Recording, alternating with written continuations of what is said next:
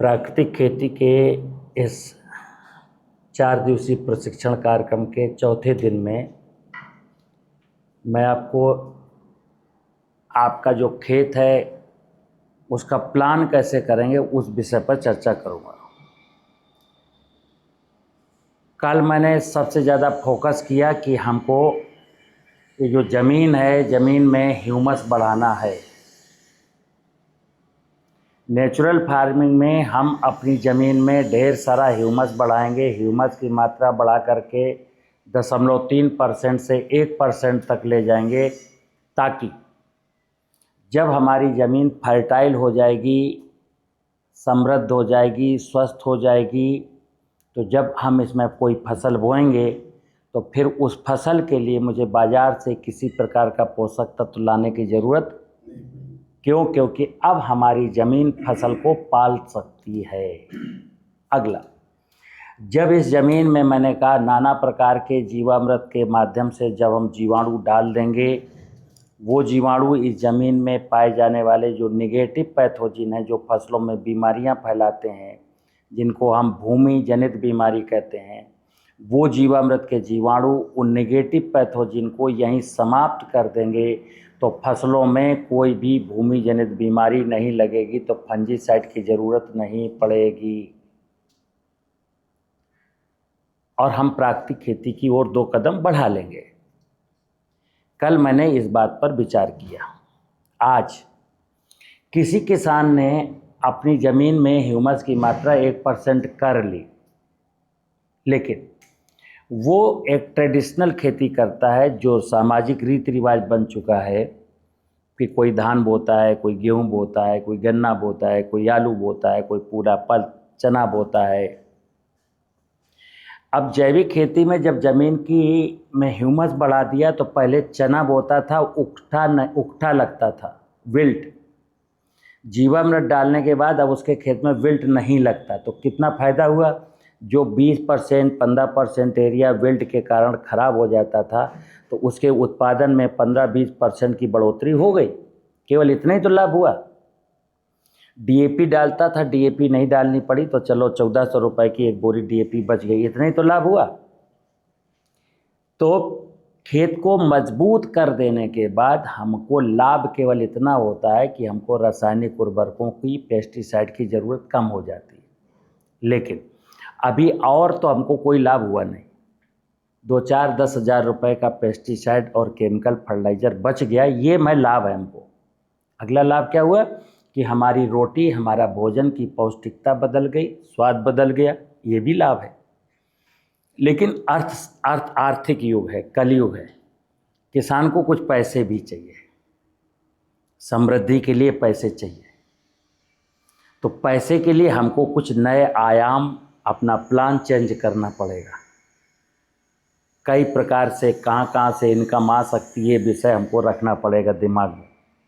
2 चीज़ें, हमारी कमाई गई पैसा जा कहाँ रहा है, उसको कैसे रोक लिया जाए, या तो ऐसा प्लान समझ लो, या और पैसा आ सकता है उसको समझ लो। ठीक है ना? तो उसके लिए मैं एक कार्यक्रम आपके सामने प्रस्तुत करने का प्रयास कर रहा हूँ कि एग्जैक्टली कोई किसान, जैसे आज देश में हमारे सारे किसान खेती करते हैं, खेती नहीं करते, समझ लेना। खेती में फसल उत्पादन में बहुत अंतर है। खेती में मैंने कहा जमीन, जल, जंगल और जीव। जो खेती है, खेती में अनेक प्रकार की वनस्पतियां, अनेक प्रकार के जीव जंतु और मृदा, मिट्टी मजबूत होना और मिट्टी में जल धारण की क्षमता बहुत अच्छी होना, या सरफेस वाटर होना, या वर्षा जल का संग्रह, ये इतनी चीज़ें खेती कहलाती हैं। तो अब मैं यहाँ आपको समझाने का प्रयास कर रहा हूँ कि एक 5 एकड़ की ज़मीन है किसी के पास, 5 एकड़ की। तो देश में 2 प्रकार किसान इसको समझें। कुछ क्षेत्रों में पानी की कोई कमी नहीं है, उनके लिए पहले प्लान बताता हूँ। कुछ क्षेत्रों में पानी की कमी है, उनके लिए प्लान अलग बनेगा। तो पहला मैं बता रहा हूँ जिनके पास पानी की, सिंचाई जल की भरपूर मात्रा है, यानी कि 50, 60, 70 फुट पर पानी है या बगल से कैनाल निकल रही है, पानी की कोई कमी नहीं है, तो उनका प्लान अलग है। और जहाँ पर पानी की बहुत कमी है उनका प्लान अलग है। तो पहले मैं बता रहा हूँ कि जिनके पास पानी पर्याप्त है क्या क्या करना चाहिए। हमको इतनी चीज़ों पर फोकस करना चाहिए, देखना है। हमारे पास पशु होने चाहिए, जिसको अपनी आमदनी बढ़ानी है उसके पास पशु होने चाहिए। फसल नहीं बोनी, फसलें बोनी चाहिए। खेत पर वृक्ष, अनेक प्रकार के वृक्ष होने चाहिए। इसमें फलदार भी कई प्रकार के फल होंगे, कई प्रकार के चारे वाले होंगे, कई प्रकार के लकड़ी वाले होंगे, कई प्रकार के इमारती लकड़ी वाले पेड़, कई प्रकार के। जब कई प्रकार के पेड़ होंगे तो खेत की बायोडाइवर्सिटी मजबूत होगी, यानी गिलहरियाँ, चिड़ियाँ, ये सब तितलियाँ, मधुमक्खियाँ आएंगी। हमारे खेत में हमारा परिवार है 5-6 लोगों का, हर रोज़ 50 रुपया 100 रुपया की सब्ज़ी लेने बाज़ार जाता हूँ। तो हम अपने खेत में 2 बिस्वा 4 बिस्वा में सब्जियों के उत्पादन का काम शुरू करेंगे। यहाँ मार्केट आपसे बहुत दूर है तो हम मार्केटिंग वाली सब्जी नहीं बो रहे, लेकिन हाँ अपने लिए 4 पेड़ करेला का है, लौकी का है, तरोई का है, मूली है, पालक है, भतुआ है, मेथी है, प्याज है, लहसुन है, इस प्रकार का जो जो चीज़ें आपको पसंद हो उस प्रकार की छोटी सी किचन गार्डनिंग करनी। फूल होने चाहिए, फूलों की खेती नहीं करनी, लेकिन फ्लावर्स के प्लांट होने चाहिए, क्योंकि फ्लावर्स के प्लांट में तितलियों का, मधुमक्खियों का शेल्टर पॉइंट है, रहती हैं। क्योंकि जहाँ तितलियाँ मधुमक्खियाँ ढेर सारी होंगी वहाँ अगर कुछ परपरागित फसलें बो रहे हैं जिनमें परपरागण की क्रिया होती है तो ये सहयोग करती हैं, उत्पादन अच्छा होता है। अब आज की तारीख में ना फूल हैं, ना सब्जियां हैं, ना वृक्ष हैं, ना पशु हैं, फसल है। क्या केवल क्या है? फसल है। गन्ना बोया है, आलू बोया है, गेहूं बोया है। यहाँ से प्रॉब्लम शुरू होती। तो आप आलू की खेती कर रहे हैं, खेती नहीं कर रहे हैं, आप फसल का उत्पादन कर रहे हैं। खेती में ये सारे आयाम होते हैं, पशु, फसलें, वृक्ष, सब्जियां, फूल। अच्छा, अब 3 सीजन होते हैं। 3 सीजन है हमारे पास, खरीफ, रबी, जायद। आज की तारीख में जिनके पास पानी है वो क्या करते हैं? खरीफ में बोते हैं धान। गलत कह रहा हूं क्या? सही है। पूरे 5 एकड़ में धान बो दिया। धान की हार्वेस्टिंग हो गई, धान मंडी चला गया, कभी मद्दा बिका, कभी सस्ता बिका, कभी रेट मिला, कभी नहीं मिला। धान काटने के बाद वो बोएंगे गेहूं।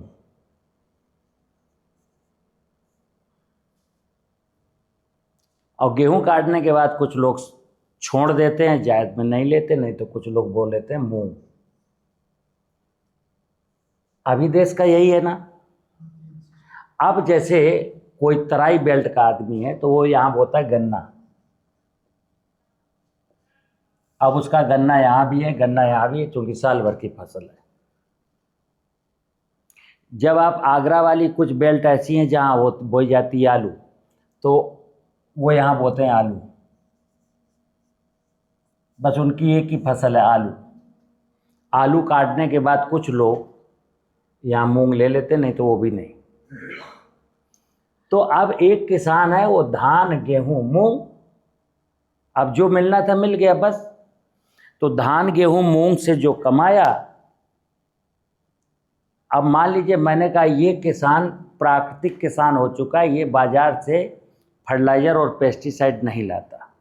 तो इस 5 एकड़ के किसान ने साल भर में 10 बोरी DAP और 20 बोरी यूरिया बचा लिया, यानी 14,000 की DAP बचा लिया और 14-15 हज़ार की यूरिया बचा लिया।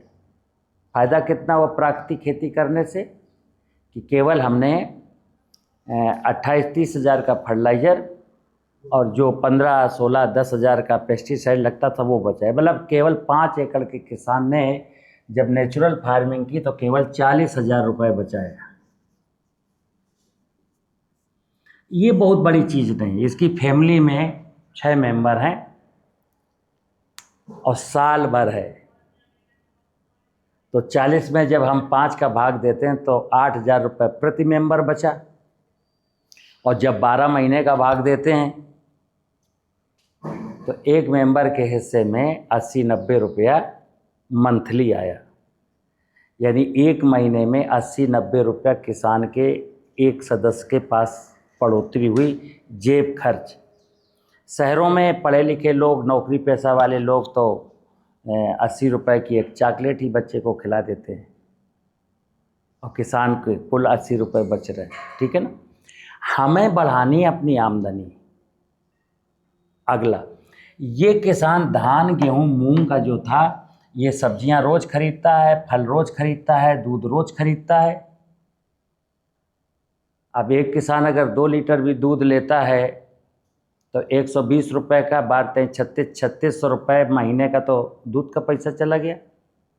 अगर पर डे 50 रुपये की सब्जी खरीदता है तो 1500 की महीने में सब्जी, 20,000 की तो साल भर में सब्जियां खरीद लेता है। किसान को चाहिए कि वो अपनी आमदनी, बाजार से जो पैसा आया है वो मेरी जेब में रहे, वापस कहीं ना जाए। नमक के लिए जाएगा, हल्दी के लिए जाएगा, कपड़े के लिए जाएगा, सोने की कोई अंगूठी खरीदनी उसके लिए जाएगा, लेकिन दूध खरीदने में, सब्जी खरीदने में, फल खरीदने में उसका पैसा नहीं जाना चाहिए। तो जो साल भर में 1,50,000 रुपया, 1.5 लाख रुपया जो बाजार जाता, वो कैसे रोका जाए? जब वो रुकेगा तब आप धनाढ्य बनेंगे। ठीक है। तो क्या करना है हमको? यहाँ पर जो मैंने धान बोया था, धान नहीं बोना। अब हमने कहा खेती का सिद्धांत है कि किसान अपनी ज़रूरतों के हिसाब से खेती करना चाहिए उसको। पहले मेरी ज़रूरतें क्या है, मेरे परिवार की ज़रूरतें हैं, तो मेरे परिवार की ज़रूरत रोटी, पहली ज़रूरत रोटी, दूसरी ज़रूरत दाल, तीसरी ज़रूरत तेल, चौथी ज़रूरत सब्जी, पांचवी ज़रूरत दूध, छठी ज़रूरत फल। तो हम यहाँ क्या करेंगे?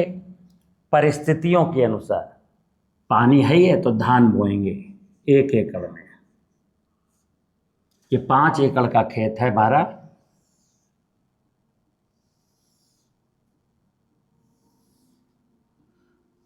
एक एकड़ के 5 हिस्से मान लेते हैं, तो 1 एकड़ में धान बोएंगे।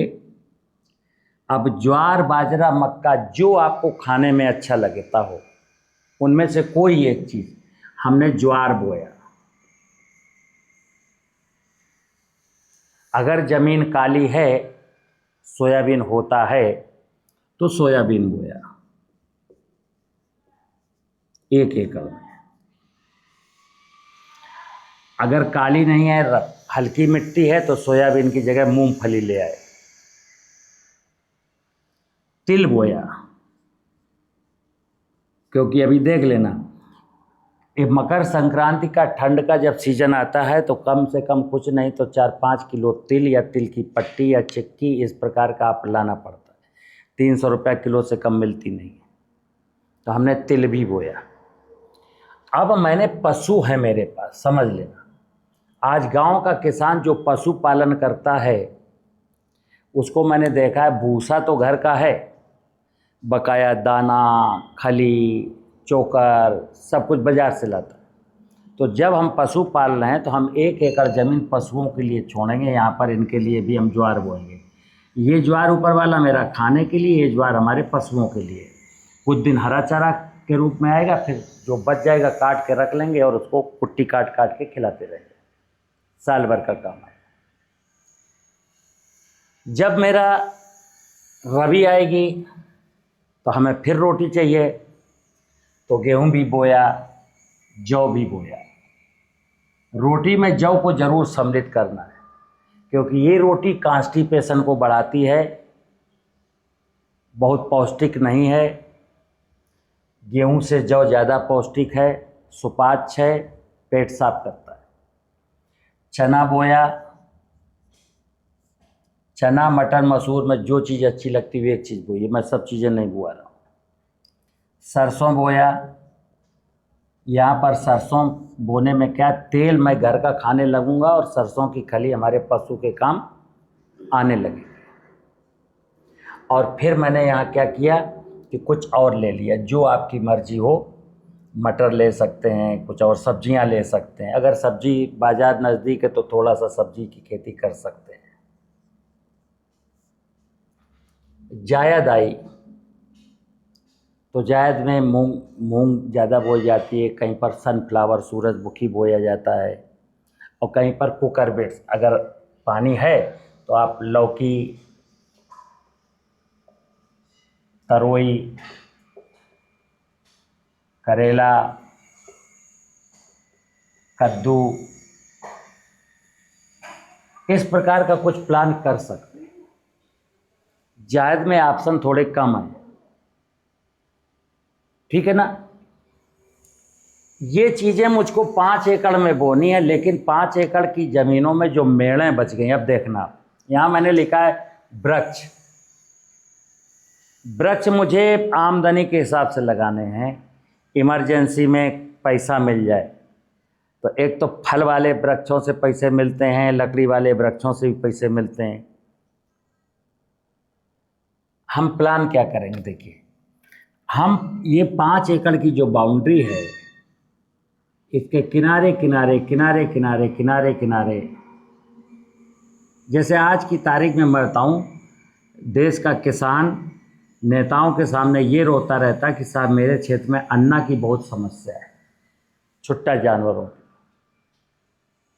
तो छुट्टा जानवरों की समस्या आपके अकर्मण्यता के कारण है, अदरवाइज यहाँ की बाउंड्री पर देखिए आप करौंदा लगा दीजिए। करौंदा जो बाढ़ का काम करेगा, फल भी बिकेगा, बाढ़ का काम करेगा, कोई जानवर घुस ही नहीं सकता। आपको करौंदा नहीं पसंद है तो मेड़ के किनारे किनारे आप वो बो दीजिए सुबबूल। सुबबूल का पौधा पहली साल में ही इतना मोटा हो जाता है, इतना मोटा कि अगले साल उसमें 3-3 फुट पर खड़ा है। कटीला तार ले आए, 3 तार ले आए, उसी में कील ठोंकते चले गए, तो आपको न लोहे का खंभा लाना, न सीमेंट का खंभा लाना, न पत्थर का खंभा लाना है। क्योंकि 5 एकड़ की बाउंड्री कराने में आप दिमाग लगा रहे थे, कम से कम 1.5 लाख रुपया लगेगा, और 1.5 लाख रुपए है नहीं। तो क्या है, 100 रुपये का सुबबूल का बीज ले आए, बीज बो दिया, केवल 1 साल रखा लिया, बस उसी में तार फेंसिंग हो गई। मत करिए तार फेंसिंग, 3-3 फुट पर है तो उन्हीं के ऊपर के डंडे काटिए, आड़े तिरछे रस्सियों से बांध दीजिए। करौंदा लगा सकते हैं, सुबबूल लगा सकते हैं। अगर आपके क्षेत्र में सहजन की मार्केटिंग हो सकती है, सहजन, तो आपने 6-6 फुट पर सहजन के पेड़ लगा दिए।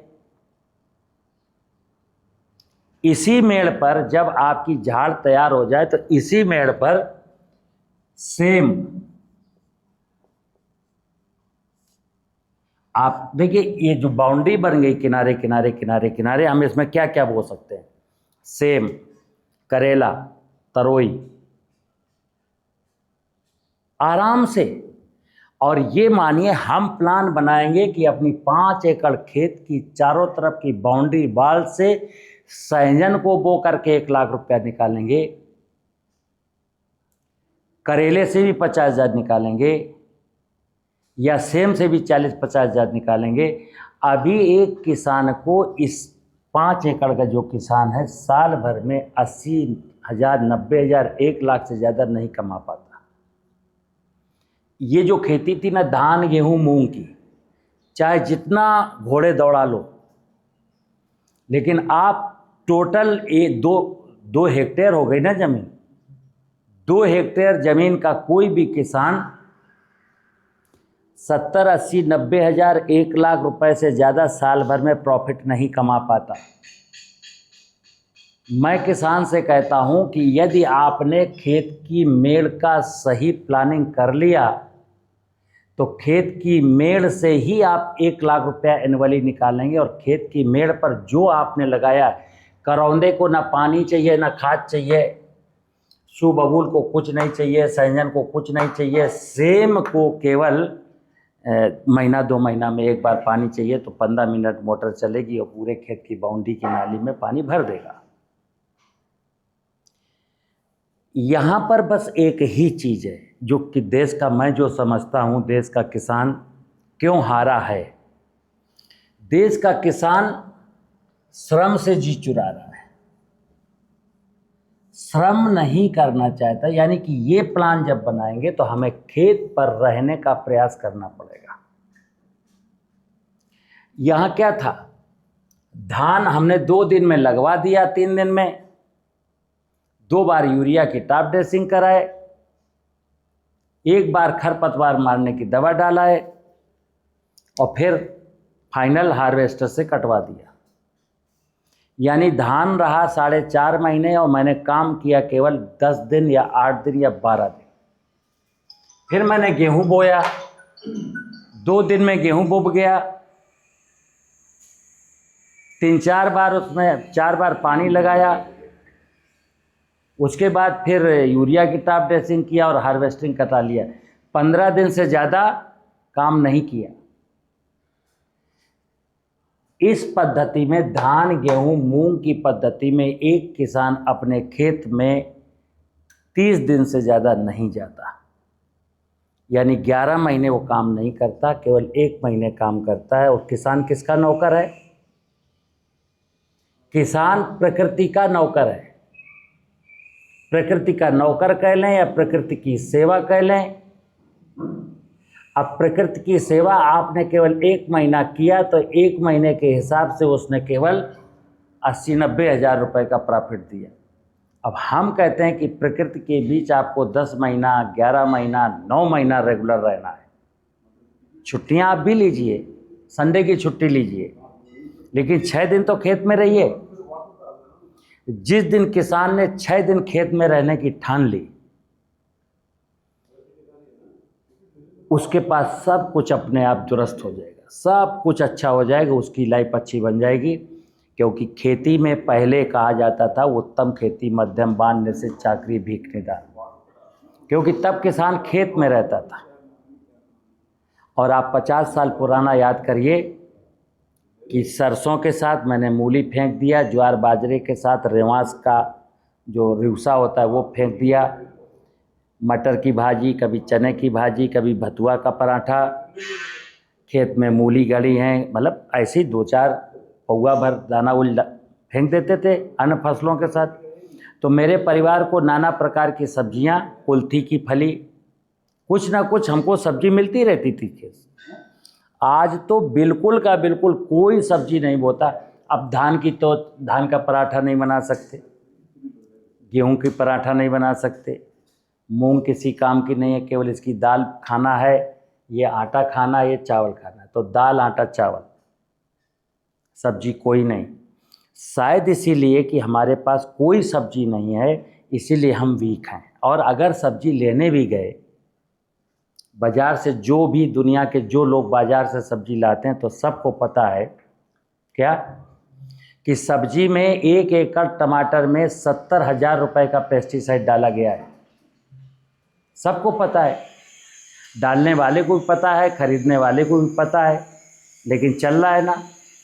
जैसे मैं कभी किसान से, किसी भी व्यक्ति से पूछता हूँ कि आपके पास एक बाइक है, बाइक पेट्रोल से चलती है, अगर पेट्रोल ख़त्म हो जाए और एक पेट्रोल पंप पर गए, वहाँ पेट्रोल नहीं मिलता, डीजल मिलता है, तो क्या आप डीजल डला देंगे उसमें? नहीं डलाएंगे। तो जब आप बाइक में डीजल नहीं डला सकते तो इस पेट में क्या डाला जाना चाहिए, इतना विचार नहीं है। कम से कम किसान को अपने पेट में बहुत खूबसूरत पोषण, खूबसूरत भोजन डालना है। और खूबसूरत भोजन जब तक खेती का प्लान अच्छा नहीं होगा नहीं मिल सकता, क्योंकि बाज़ार से सब्जियां मिलेंगी लेकिन सब सब्जियों के नाम पर जहर मिलेगा। ठीक है ना। तो हम ये प्लानिंग ऐसे करेंगे। तो मेड़ पर बताया मैंने, आउटर रिंग पर जो बाहर की मेड़े हैं उन पर मैं करौंदा लगा सकता हूँ, सैंजन लगा सकता हूँ, सेम बो सकता हूँ, सुबबूल लगा सकता हूँ। इसके साथ साथ चूँकि मैंने कहा कि आप खेत में जब जाएंगे तो आपको एक आनंदित वातावरण मिले, खेत में रुकना भी तो है। खेत जब तक हमारा खूबसूरत नहीं बन जाता तब तक कोई किसान खेत में रुक नहीं सकता। जिस किसान का पूरा 5 एकड़ का खेत है और कोई छायादार वृक्ष नहीं है, तो मैं कह रहा हूँ नहीं जाएगा वो, क्योंकि जाएगा तो अप्रैल मई जून में तो बिल्कुल ही नहीं जाएगा, और मार्च की और फरवरी की गर्मी में भी जा कर के क्या करेगा। तो हम जा कर के कहीं खूबसूरत जगह पर बैठें, तो मैंने एक इस मेड़ पर, इस कोने पर, इस कोने पर या इस कोने पर मैंने क्या प्लान किया है कि मैंने 2 पेड़,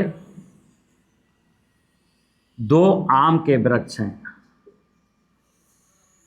एक शीशम है, एक महुआ है, एक अर्जुन है, एक नीम है, एक जामुन है। आप मानिए 1 2 3 4 5 6 7 8 9 10 पौधे अपनी मर्जी के हिसाब से आप एक तरफ प्लान कर लीजिए कि आम है, शीशम है, नीम है, जामुन है, अर्जुन है, महुआ है। यहाँ महुआ मैंने जानबूझ के जोड़ा है मित्र। 20 साल का महुए का पेड़, एक पेड़ से आपको 60-70 किलो सूखा महुआ मिलता है।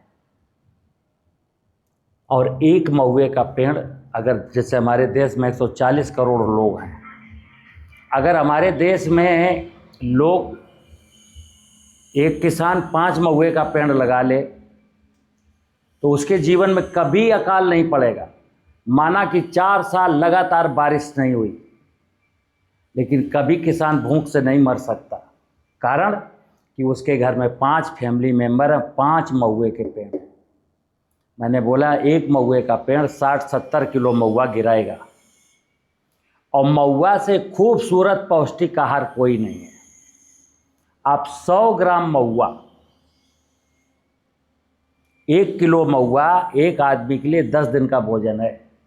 100 ग्राम महुए को आप कढ़ाई में हल्का सा भून लीजिए, घी है तो घी डाल करके, नहीं है तो ऐसे ही फ्राई कर लीजिए, और 100 ग्राम आप महुआ सुबह सुबह खा लीजिए। आपको 24 घंटा के लिए 4500 कैलोरी ऊर्जा और भूख बिल्कुल नहीं लगेगी। इसलिए मैंने महुआ यहाँ सम्मिलित किया। महुआ इमरजेंसी का पौधा है कि जब भी फूड क्राइसिस होगी तो महुआ आपको फूड क्राइसिस से नहीं गुजरने देगा। आपके घर में कोई भूखा नहीं मरेगा। महुए की लकड़ी बहुत अच्छी है, कालांतर में कभी काटने की ज़रूरत पड़े। शीशम की लकड़ी बहुत अच्छी है, कुछ आम के फल मिलेंगे, और उसके बाद भी आप चाहते हो, चूँकि अब तो खेत में रहना शुरू कर दिया है, तो आप अमरूद लगा सकते हो, 2 पेड़ आंवला लगा सकते हो, पपीता लगा सकते हो, केला लगा सकते हो। तो आप, हमारे घर के बच्चों की सब फलों की ज़रूरतें पूरी हो गई। और सबसे खूबसूरत नज़ारा ये है कि अब जब जो व्यक्ति खेत जाना नहीं चाहता था, अब उसके परिवार के बच्चे भी कहेंगे पापा हम भी आपके साथ चल रहे हैं, वहीं खेत पर रहेंगे, दिन भर वहीं गुजारेंगे, क्योंकि यहाँ का माहौल बहुत खुशनुमा है, खूबसूरत माहौल है। तो वृक्ष हो गए अनेक प्रकार के। अब जब आप खेत में रह ही रहे हैं, तो मैंने बोला जब आप यहाँ रह रहे हैं तो यहीं कहीं छोटे से हिस्से में 2 बिस्वा ज़मीन में आप अपने हिसाब से फूल गोभी, बंधा गोभी, प्याज, टमाटर, मिर्ची, कद्दू, करेला, धनिया, जो मर्जी वो लगाइए, तो आपको शुद्ध भोजन मिलेगा। ध्यान रखना मित्र, कृषि मूलस्य जीवनम, कृषि जीवन का आधार है, और जीवन का आधार है रोटी, जीवन का आधार है भोजन। भोजन में क्या आता है? रोटी, दाल, फल, सब्जियां और दूध। इसलिए मैंने कहा किसान को दूध नहीं खरीदना, सब्जी नहीं खरीदना, फल नहीं खरीदना। लेकिन आज तो किसान, आलू का किसान तो रोटी भी खरीदता है, दाल भी खरीदता है, केवल उसके पास क्या है? सिर्फ आलू, बकाया सब चीज़ें बाजार से लाते। धान की खेती करने वाला गेहूं और आलू और टमाटर, मिर्चा, दाल, तेल सब बाजार से लाता है। और बाजार में ध्यान रखना, बाजार में भोजन नहीं मिलता, बाजार में जहर बांटा जा रहा है, पैसा लेकर के जहर। और ये जहर दुनिया जानती है कि जितने भी प्रकार के आटे बिक रहे हैं सब में प्रिजर्वेटिव है, जितने प्रकार की दालें बिक रही हैं सब में पॉलिश है, जितना बाज़ार में दूध, खोया, पनीर, मिठाइयाँ बिक रही हैं सब नकली हैं, जितना भी बाज़ार में तेल, घी बिक रहा है सब नकली है।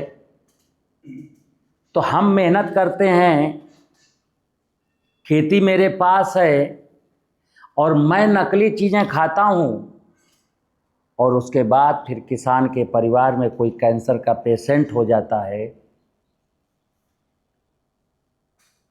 फिर 1 एकड़ ज़मीन बिक जाती है ट्रीटमेंट में, कर्ज में डूबा है। तो खेती बाजार का विषय बिल्कुल नहीं है। ना खेती के लिए 1 पैसे का निवेश बाजार से लाना है और ना अपने जीवन यापन की कोई भोज्य पदार्थ भी बाजार से लाना है। हाँ, बाजार से कपड़ा लाना है, नमक लाना है, कुछ मसाले जो मेरे यहाँ नहीं हो सकते वो मसाले लाने हैं। लेकिन मसालों में भी ये किसान यहाँ पर हल्दी उगा सकता है, धनिया उगा सकता है, मिर्च उगा सकता है, और मसालों के नाम पर धनिया, हल्दी, मिर्च और नमक ही तो है। अब जायफल नहीं खाएगा, दालचीनी नहीं खाएगा तो मर नहीं जाएगा। एक किसान आत्मनिर्भर, अभी तो जैसे गांधी जी ने कहा था मेरा स्वावलंबी भारत, मोदी जी भी कहते हैं स्वावलंबी भारत, आत्मनिर्भर भारत बनाना है। लेकिन आत्मनिर्भर भारत, जब जिस देश का किसान आत्मनिर्भर नहीं है वो देश आत्मनिर्भर कैसे हो सकता है? दालें मैं मंगाता हूँ, तेल मैं मंगाता हूँ, है ना? तो हमें आत्मनिर्भरता की ओर अगर आगे बढ़ना है तो इन बातों पर विचार करना होगा कि खेती में बहुआयाम काम करने, कई प्रकार का काम करना। ये तो मैंने बोल दिया कि जो एरिया सिंचित है। अब कुछ एरिया ऐसे हैं जिनके पास पानी नहीं है, बहुत से एरिया ऐसे हैं जहाँ पर पानी नहीं है, तो वहाँ जायद का तो कोई काम नहीं, वहाँ सीजन बचे केवल 2, केवल 2 सीजन वहाँ बचते हैं। असिंचित एरिया के लिए क्या करना है? खरीफ में ज्वार, बाजरा, अरहर, उर्द, मूंग, बस धान ही तो हटा। असिंचित एरिया में क्या हटा? सिंचित था वहाँ धान था, और जो एरिया सिंचित नहीं है केवल धान मैंने बाईपास किया। इसी प्रकार जब रबी आएगा तो क्या आएगा? चना, मटर, मसूर, राई, अलसी,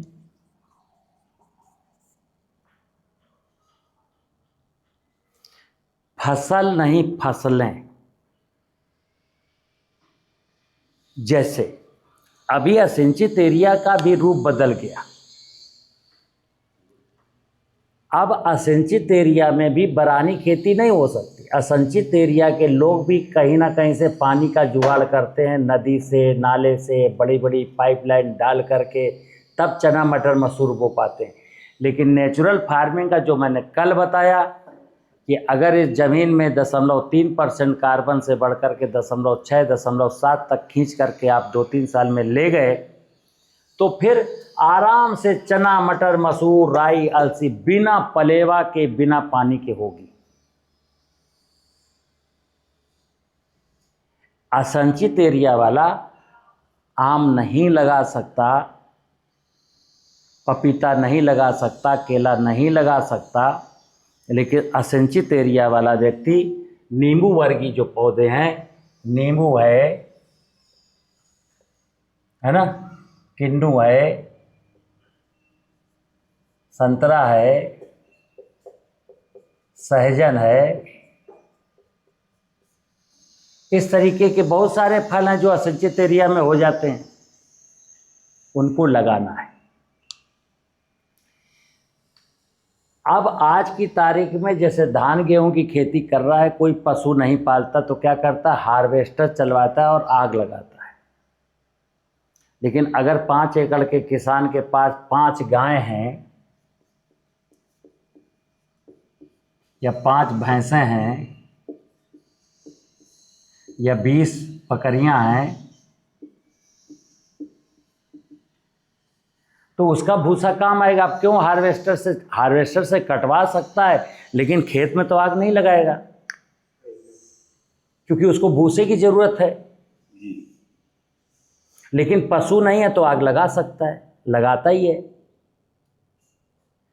आग लगाने का मतलब है खेत में आग नहीं लगाई जा रही, अपनी किस्मत में आग लगाई जा रही है।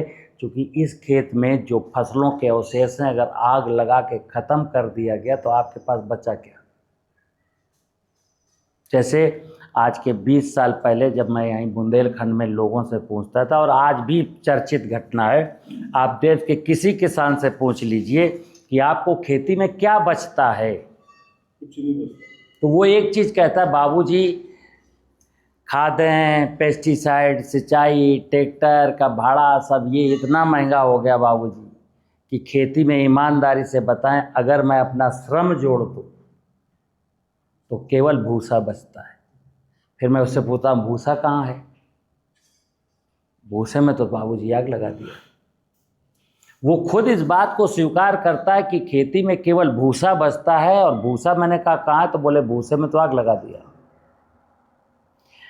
जो गांव में भैंस पालता है उससे पूछो क्या बचता है, तो वो क्या कहता है, खली इतना महंगा है, दाना इतना महंगा है, चोकर इतना महंगा है कि साहब क्या बताएं, कुछ बचता को थोड़ी है। बस किसी प्रकार अगर मैं गैया पाल रहा हूँ, दूध बेच रहा हूँ, अपना श्रम जोड़ दूँ तो कुछ नहीं बचता, केवल गोबर बचता है। हमने कहा गोबर कहाँ है, गोबर तो फेंक दिया बाबूजी।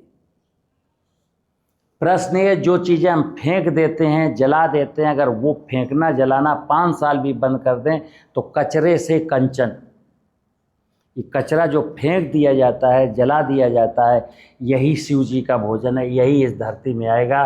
तो यूरिया, डीएपी, पोटाश से आप बच जाएंगे। तो खेती में जो हमारा प्लान है कि नेचुरल फार्मिंग, जब ज़मीन को अच्छा कर लिया तो नेचुरल फार्मिंग का मतलब ये, जैसे आज की तारीख में लोग कहते हैं नेचुरल, बहुत सारे किसान सोशल मीडिया में, हमारे मंत्री भी ऐसे ही देखते हैं खेतों को, बोले कैसे किया कैसे किया साहब, जीवामृत डाले, गौमूत्र डाले, बस साहब हो गया, पूरा प्रायोजित है। 300 फुट पर पानी है और गेहूं बोया है, और उसकी तारीफ क्या हो रही है कि ये किसान नेचुरल फार्मिंग करता है। 300 फुट भूगर्भ जल निकालना, ये अप्राकृतिक खेती है, ये नेचुरल फार्मिंग नहीं है। नेचुरल फार्मिंग को मैं अक्सर बोलता हूँ, नेचुरल फार्मिंग का मतलब है प्रकृति की व्यवस्था को, सनातन की व्यवस्था को, भगवान की व्यवस्था को अक्षुण्ण बनाए रखना, ताकि मेरी आने वाली पीढ़ियों का भी भविष्य उज्ज्वल। मतलब जमीन की फर्टिलिटी नहीं खराब करनी, जमीन के नीचे का पानी नहीं लूटना, बायोडाइवर्सिटी नहीं नष्ट करनी, जैव विविधता सुरक्षित है, जमीन की फर्टिलिटी सुरक्षित है, जमीन के नीचे का पानी सुरक्षित है, यानी जमीन सुरक्षित है, जल सुरक्षित है, जंगल सुरक्षित हैं और जीव जंतु सुरक्षित हैं, तब मेरे जीवन में आनंद आता है। जैसे अगर कोई किसान पशु नहीं पालता, वृक्ष नहीं लगाता, सब्जियां नहीं लगाता, फूल नहीं लगाता, फसलें नहीं बोता है, फसल बोता है, मान लिया उसके पास पैसा है, मान लेते हैं, तो फिर उसके चेहरे में मुस्कान तो नहीं है। उसके घर में 3 मेंबर तो बीमार हैं और लगातार इलाज चल रहा है, हर महीना 4-6 हज़ार रुपये डॉक्टर ले जाता है, तो इसको खुशहाली कहेंगे क्या? खुशहाली का मतलब है मेरा मन, मेरा तन मेरा क्या, मेरे पूरे परिवार के जो 5 फैमिली मेम्बर हैं उनका तन और मन पवित्र है। अब कहीं किसी को कोई दिक्कत नहीं है, सब हंसते हैं, मुस्कुराते हैं, हेल्दी हैं, आपस में प्यार है। यहाँ ऐसा माहौल आने पर खुशियाँ आती हैं, और ये माहौल नेचुरल फार्मिंग से ही आ जाता है। जैसे मैं बार बार बोलता हूँ, जब तक नेचर नहीं बचेगा, और इसी को कहा गया है धर्मो रक्षति रक्षता। ये धर्म की बात कर रहा हूँ। जमीन, मैंने लिखा, कल आपको बताया, धर्म माने धरती। समझ लेना, कोई धर्म गुरु नहीं बताएगा। वो कहते हैं धर्म माने मंदिर, धर्म माने नारियल, धर्म माने चंदन। मैं कहता हूं धर्म का मतलब धरती,